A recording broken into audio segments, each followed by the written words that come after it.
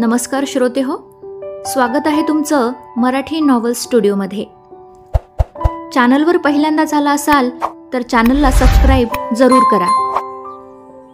चला तर मग सुरुवात करूया आपल्या कथेच्या वाचनाला.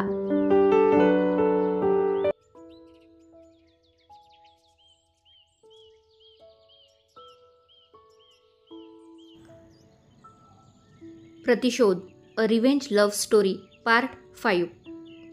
मागील भागात. मी तुझं काहीही ऐकणार नाही. युवराज आपला बिझनेस पार्टनर आहे आणि त्याला नाराज करून मला चालणार नाही, साहिल म्हणाला. ओके फाईन, येते. ठीक आहे, असं म्हणत स्पर्शिकाने तिची नाश्त्याची प्लेट उचलली आणि तनतनत तिच्या रूममध्ये वर निघून गेली. तिला जाताना पाहून आनंदी आणि साहिलने एकमेकांकडे पाहिलं आणि हिचं काहीच होऊ शकत नाही या आविर्भावात ते तिला पाहत आपापला नाश्ता करत होते. आता पुढे. प्रिन्सेस, झालं का तुझं? आवर लवकर बाळा, साहिल घड्याळामध्ये पाहत स्पर्शिकाला खालून आवाज देत होता. आले रे, किती घाई करशील, असं म्हणत स्पर्शिका पायऱ्यावरून उतरत खाली येत होती. स्पर्शिकाने छानपैकी साधा सिंपल व्हाईट कलरचा लॉंग अनारकली ड्रेस आणि त्यावर त्याच कलरचा दुपट्टा जो तिच्या गळ्याला टच होत पाठीमागे टाकला होता. केस मोकळे सोडलेले, ओठांवर हलकी पिंक लिपस्टिक, डोळ्यांना काजळ, मस्करा आणि आयलायनर, चेहऱ्यावर हलकासा पावडर, बस एवढाच काय तो तिचा मेकअप. आणि इतक्यानेच ती खूप सुंदर दिसत होती. खूप छान दिसतेस, आनंदी तिच्या गालेला हात लावून म्हणाली. त्यावर स्पर्शिकाने गोड स्माईल केलं. बरं बरं, चला आता, मला उशीर होतोय, असं म्हणत साहिल पुढे निघाला आणि स्पर्शिका आनंदीला बाय करून त्याच्या मागे पळत निघाली. दोघेही अगोदर देशमुख ग्रुप ऑफ इंडस्ट्रीजमध्ये गेले. स्पर्शिका कधी कधीच ऑफिसमध्ये यायची, पण तरी तिला सगळे ओळखत होते. आज ती ऑफिसमध्ये आल्यामुळे बरेच जुने लोक खुश झाले होते आणि नवीन जे एम्प्लॉई होते ते स्पर्शिकाला मात्र भान हरपून पाहत होते. समोरून मिस्टर मेहरा म्हणजे साहिलचे मॅनेजर आणि कंपनीचे खूप जुने एम्प्लॉई त्यांच्याकडे हसत येत होते. नमस्ते अंकल, स्पर्शिका त्यांना पाहून हसून म्हणाली. नमस्ते बेटा, कशी आहेस, मिस्टर मेहरा स्पर्शिकाच्या डोक्यावरून प्रेमाने हात फिरवत म्हणाले. मी एकदम मजेत आहे अंकल, आजपासूनच सुट्ट्या सुरू झाल्या आहेत आणि दादांनी मला इकडे आणलं आहे, स्पर्शिका डोळे फिरवत म्हणाली. साहिलची ती तक्रार करत होती. तुला कधी ना कधीतरी ऑफिसमध्ये लक्ष घालावंच लागणार आहे ना बेटा, सरांची तशी विलच होती, मिस्टर मेहरा म्हणाले. मला माहीत आहे अंकल, पण दादा असताना माझी इथे गरजच काय आहे, स्पर्शिका म्हणाली. गरज आहे बेटा, तो तरी आता कुठपर्यंत सांभाळणार, त्यालाही बिझनेस वाढवण्यासाठी घरातल्या विश्वासू माणसाची गरज आहे ना. आणि माझं तर मत आहे की तू त्याला लवकर जॉईन करावंस, मिस्टर मेहरा म्हणाले. पण अंकल, मला अजिबात बिझनेसमध्ये इंटरेस्ट नाही आहे, स्पर्शिका तोंडाचा पाऊट करत त्यांना म्हणाली. त्यावर मिस्टर मेहरा खूप हसले. रोज ऑफिसला आलीस की इंटरेस्ट आपोआप निर्माण होईल, साहिल म्हणाला आणि त्यावर तिने त्याच्याकडे बारीक डोळे करून बघत नाक मुरडलं. बरं, चला लवकर, आपल्याला जहागीरदार इंडस्ट्रीजमध्ये सुद्धा जायचं आहे, साहिल म्हणाला. जहागीरदार इंडस्ट्रीज? तिथे स्पर्शिकाला कशाला घेऊन जातोयस, मिस्टर मेहरा साहिलला म्हणाले. काही नाही, एक छोटंसं कामही होतं आणि स्पर्शिकाने जरा घोळ घालून ठेवला आहे, तो निस्तारून येतो, साहिल स्पर्शिकाकडे नजर वाकडी करत म्हणाला. आता काय केलं तू, मिस्टर मेहरा स्पर्शिकाकडे डोळे बारीक करून आश्चर्याने पाहत म्हणाले. स्पर्शिका मी तर काहीच केलं नाही या आविर्भावात मिस्टर मेहराकडे पाहत होती. प्रिन्सेसने युवराजची गाडी ठोकली आणि वरून त्यालाच काही बाही सुनावून सुद्धा आली, साहिल मिस्टर मेहराला सांगत होते.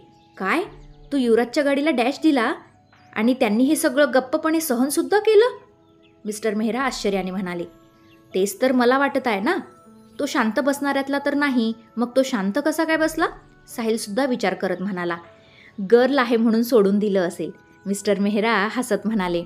मे बी, त्यावर साहिलसुद्धा हसत होता. एनिवेज, जाताना फुलांचा बुके घेऊन जा, मिस्टर मेहरा साहिलला म्हणाले. हो हो, ते आहे माझ्या लक्षात. बरं, आपले जे डॉक्युमेंट साईन करून घ्यायचे होते त्याची फाईल घेऊन येता का, साहिल म्हणाला. जस्ट वेट, आत्ताच घेऊन येतो, असं म्हणत मिस्टर मेहरा त्यांच्या केबिनमध्ये निघून गेले. बरेच जुने एम्प्लॉई येऊन स्पर्शिकाला ग्रीट करत होते. स्पर्शिका सगळ्यांना प्रेमाने आणि आनंदाने भेटत होती. तिच्या चेहऱ्यावरची स्माईल बघून बऱ्याच नवीन एम्प्लॉईंच्या हृदयाची तार छेडत होती. साहिल, ही घे फाईल. याच्यावर इथे इथे आणि इथे मिस्टर युवराजचे साईन हवे आहेत. मिस्टर मेहरा साहिलला फाईल दाखवत म्हणाले. हो, समजलं. त्यांना तशी कल्पना द्या की आम्ही येतोय. साहिल म्हणाला, हो, तसंही आपण अगोदरच त्यांची अपॉइंटमेंट घेतली आहे, पण तरी एकदा मी कन्फर्म करून सांगतो. मिस्टर मेहरा म्हणाले. Okay, bye uncle. स्पर्शिका जाताना मिस्टर मेहराला म्हणाली. बाय बेटा. मिस्टर मेहरा म्हणाले. साहिल स्पर्शिकाला घेऊन जहागीरदार ऑफिससाठी निघाला. रस्त्यात त्याने एक सुंदर फुलांचा बुके युवराजला देण्यासाठी घेतला. काही मिनिटातच त्यांची गाडी जहागीरदार ग्रुप ऑफ इंडस्ट्रीजच्या समोर येऊन उभी राहिली. त्यातून साहिल आणि स्पर्शिका बाहेर आले. ड्रायव्हरने गाडी पार्किंग एरियाकडे वळवली. स्पर्शिका जहागीरदार ग्रुप ऑफ इंडस्ट्रीजचं ऑफिस बघून एकदम थक्कच झाली. 40 मजली बिल्डिंगमध्ये पूर्ण जहागीरदार ग्रुप ऑफ इंडस्ट्रीजचा कारभार पसरलेला होता. याआधी तिने जहागीरदार ग्रुप ऑफ इंडस्ट्रीजचं नाव तर ऐकलं होतं, पण त्याचा मालक म्हणजे युवराज जहागीरदार याच्याशी ती कधीच भेटली नव्हती. आणि जेव्हा तिची आणि त्याची भेट झाली तीही ॲक्सिडेंटली होती, पण आज ती त्याला ऑफिशियल भेटणार होती. साहिल स्पर्शिकासहित रिसेप्शनवर आला. साहिलला ऑफिसमध्ये बरेच जण ओळखत होते, त्यामुळे सगळे त्याला येऊन ग्रीट करत होते. एक्सक्यूज मी, मला युवराज जहागीरला भेटायचं आहे. माझी तशी आजची अपॉइंटमेंट आहे. साहिल रिसेप्शनवरील गर्लला म्हणाला. 1 मिनिट सर. युवराज सर अजून आलेले नाही आहेत, तरी पण मी त्यांचं शेड्यूल चेक करून तुम्हाला सांगते. असं म्हणत रिसेप्शन गर्ल तिच्या रजिस्टरमधून काहीतरी शोधत थांबली. सर, युवराज सरांची ॲक्च्युली एक अर्जंटमध्ये मीटिंग ठरली आहे. ती करून ते एक 15-20 मिनिटांमध्ये ऑफिसमध्ये येतील. जर तुम्हाला गडबड नसेल तर तुम्ही त्यांचा वेट करू शकता. रिसेप्शन गर्ल रजिस्टर बंद करत म्हणाली. स्पर्शिकानं घातलेल्या घोळामुळे त्याला युवराजला सॉरी म्हणणं गरजेचं वाटत होतं, म्हणून तो युवराज येईपर्यंत तिथेच त्याचा वेट करत थांबण्यासाठी तयार झाला. ओके, नो प्रॉब्लेम, आम्ही त्याचा वेट करू. साहिल रिसेप्शन गर्लला म्हणाला. ओके सर, तुम्ही इथे बसू शकता. असं म्हणत रिसेप्शन गर्लने त्यांना वेटिंग एरियामध्ये बसवलं. सोबतच चहा कॉफीसुद्धा विचारली. 5 मिनिटे बसून झाल्यावर स्पर्शिकाला सगळं काही बोरिंग वाटायला लागलं. दादा, अजून किती वेळ वाट बघायची आपण? नंतर येऊया ना. स्पर्शिका साहिलला म्हणाली. अजिबात नाही, त्याचं शेड्यूल खूप बिझी असतं. नंतर यायचं म्हणजे त्याची अपॉइंटमेंट पुन्हा घ्यावी लागेल आणि ती कधीची भेटेल काहीही सांगता येत नाही. आज माझी ऑफिशियल अपॉइंटमेंट होती, त्यामुळे मी तुला सोबत घेऊन आलो आहे. आपली दोन्ही कामं होतील. असं म्हणत साहिलने समोरचा बिझनेस पेपर उचलून त्याच्यात तोंड खुपसलं. स्पर्शिकाने ओठातल्या ओठातच पुटपुटत डोळे फिरवले आणि इकडे तिकडे पाहत होती. साहिल पेपर वाचण्यात मग्न होता. स्पर्शिकाला मग टाइमपाससाठी त्याचं ऑफिस पाहण्याची इच्छा झाली, त्यामुळे ती तिथून उठून वेटिंग एरियाच्या कॉरिडॉरमध्ये इकडे तिकडे पाहत फिरत होती. कॉरिडॉरच्या भिंतीवर युवराजने मिळवलेल्या सगळ्या ट्रॉफीज, सर्टिफिकेट यांचे सगळे फोटोज लावलेले होते. सोबतच त्याचा बिझनेस कुठे कुठे पसरला आहे याची सुद्धा माहिती तिथे लावलेली होती. स्पर्शिका ते वाचत वाचतच वेटिंग एरियाच्या बरंच दूर निघून आली. स्पर्शिका फिरत फिरत ऑफिसमधील युवराजच्या पर्सनल प्रायव्हेट एरियामध्ये दाखल झाली. ऑफिसमध्ये सगळ्यांना माहीत होतं की तिथे जायला कुणालाही अलाउड नाही. फक्त युवराजसाठी ती स्पेशल जागा बनवण्यात आली होती. तो एक सुंदर फ्लॅट होता. जेव्हा त्याला ऑफिसमध्ये जादा वर्कलोड असायचा तेव्हा तो तिथेच थांबायचा. स्पर्शिका त्या फ्लॅटमध्ये गेली. फ्लॅट पाहून तर ती थक्कच झाली. तो फ्लॅट खूप सुंदर फर्निचरने सजवलेला होता. मोठा हॉल, त्यामध्ये अँटिक पीस, पेंटिंग, खूप मोठा टीव्हीचा स्क्रीन, फ्लॉवर पॉट्स, खूप सुंदर पडदे आणि विशेष म्हणजे तिथे खूप छान प्रकारे सूर्यप्रकाश यायचा, त्यामुळे लाईटची गरज नव्हती. स्पर्शिका सगळे भान हरपून पाहत होती. वाव, कसला भारी फ्लॅट आहे. कुणाचा असेल हा? मी पण काय मूर्ख काहीही विचार करते. ऑफिस जर युवराज जहागीरदारचा आहे तर हा फ्लॅटसुद्धा त्याचाच असणार ना. बुद्धू स्पर्शिका. स्पर्शिका स्वतःशीच बोलत सगळीकडे कुतूहलाने पाहत फिरत होती. फिरता फिरता तिचा पाय एका मऊशार वस्तूवर पडला आणि लगेच तिला जोरजोरात भुंकण्याचा आवाज ऐकू आला. तिने दचकून खाली पाहिलं तर एक मोठा काळा कुट्ट डॉग तिच्याकडे भुंकत रागाने पाहत होता. स्पर्शिका प्रचंड घाबरली आणि ओरडत इकडे तिकडे पळत सुटली. Help, help please. स्पर्शिका ओरडत होती आणि तो डॉगसुद्धा तिच्या मागे पळत होता. त्यांचा हा पकडापकडीचा खेळ पूर्ण फ्लॅटभर चालला होता. कशी तरी स्पर्शिका पळत पळत फ्लॅटच्या फ्रंट डोअरपर्यंत आली, पण डोअर लॉक झाल्यामुळे तिला ते गडबडीने काढता येत नव्हतं. त्यामुळे ती तशीच ओरडत पुढे पळत होती. वाचवा, वाचवा, help me please, help me, असं म्हणत स्पर्शिका पुन्हा सगळीकडे पळत होती. त्याचवेळी ती युवराजच्या फ्लॅटच्या बेडरूममध्ये शिरली आणि आतून दार लावून घेतलं. डॉग बाहेर भुंकत उभा होता आणि ती आतच बसून होती.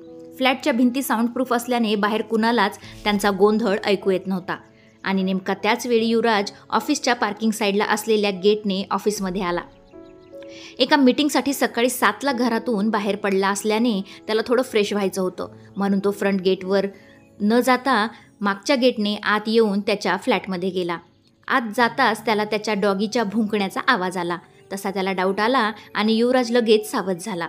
त्याने फ्लॅटच्या पूर्ण हॉलवर नजर टाकली. त्याचे 6 सेन्स खूपच शार्प होते. त्याला लेडीज परफ्यूमचा सुगंध येत होता. त्यावरून फ्लॅटमध्ये कुणीतरी मुलगी आहे हे त्याच्या लगेच लक्षात आलं. हा फ्रॅग्रन्स त्याला बराच ओळखीचा वाटत होता, पण त्याच्या काही लक्षात येत नव्हतं. ब्रुनो, युवराजने डॉगीला आवाज दिला तसं डॉगी पळत त्याच्याकडे आला. What happen Bruno? कुणी इथे आलंय का? युवराजने त्याला डोक्यावर हाताने चोळत विचारलं. ब्रुनो परत भुंकत त्याला बेडरूमकडे जाण्यासाठी त्याचं शर्ट दातात घेऊन त्याला ओढत होता. ओके ओके, समजलं मला. Someone is there? युवराज ब्रुनोला म्हणाला. यू वेट हिअर, मी पाहतो कोण आहे. अँड रिलॅक्स, आता अजिबात आवाज करायचा नाही. Go and seat your place. Yuvraj ब्रुनोला शांत करत म्हणाला आणि तो डॉगीसुद्धा शहाण्या बाळासारखा गप्प होऊन त्याच्या जागेवर जाऊन बसला. युवराज हळूच चोर पावलाने त्याच्या बेडरूमच्या दिशेने गेला. दरवाजा लॉक होता. त्याने हळूच नॉब फिरवून लॉक उघडलं. स्पर्शिकाने डॉगीला मारण्यासाठी हातात बाजूचा फ्लॉवर पॉट उचलला होता. तिला वाटलं तो डॉगीच नॉबला झटून दार उघडण्याचा प्रयत्न करतोय. ती प्रचंड घाबरली होती. युवराज फ्लॅटचा चोर दरवाजाने आत आला आणि स्पर्शिका मेन दरवाजामध्ये हातात फ्लॉवर पॉट घेऊन डॉगीला मारण्यासाठी उभी होती. नॉबचा आवाज आल्याने तिला वाटलं हाच दरवाजा उघडला जात आहे, म्हणून ती तिथेच दडून उभी होती. ती युवराजला पाठमोरी उभी असल्याने ना युवराजला तिला दिसला ना युवराजला ती कोण आहे हे लक्षात आलं. युवराजने हळूहळू जात तिला पटकन पाठीमागून त्याच्या हाताच्या घट्ट विळख्यात बंदिस्त केलं. स्पर्शिका घाबरून परत ओरडायला लागली. सोड मला, idiot, how dare you to touch me, leave me, असं म्हणत स्पर्शिका ओरडायला लागली. युवराजने तसंच पाठीमागून तिच्या तोंडावर हात ठेवला आणि तिला बेडवर उपडं पाडलं. कोण आहेस तू? माझ्या बेडरूममध्ये काय करत होतीस? बोल, असं म्हणत युवराज तिच्यावर आला. ती हातपाय झटपटत होती, बोलण्याचा प्रयत्न करत होती, पण युवराजचा एक हात तिच्या तोंडावर असल्याने तिला पुढे काहीच बोलता येत नव्हतं. युवराज तिच्यावर झुकताच तिचा तो परफ्यूम फ्रॅग्रन्स त्याच्या नाकात घुसला आणि त्याला वेडावत होता.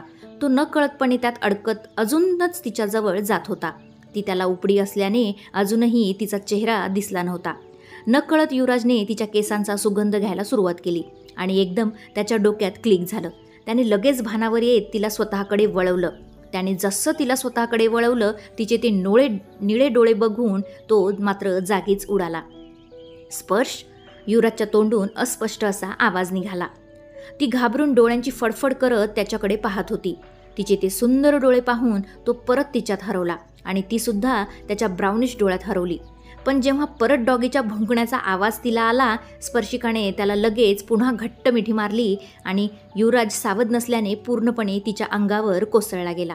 प्लीज प्लीज मिस्टर युवराज, त्या डॉगीला इथून घालवा, मला खूप भीती वाटते, प्लीज प्लीज.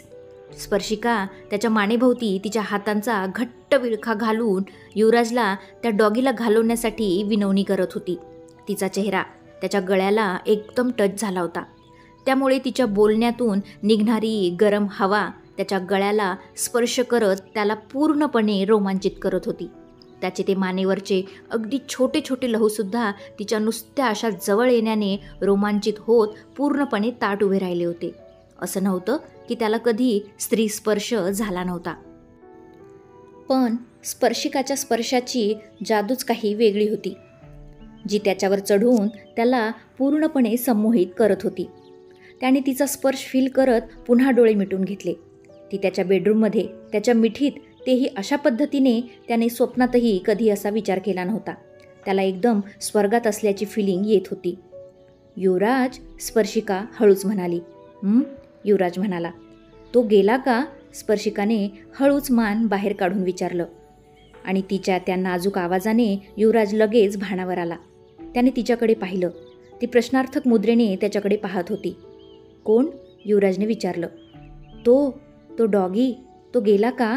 ती हळूच आवाजात आजूबाजूला पाहत म्हणाली. नाही, अजून आहे इथेच.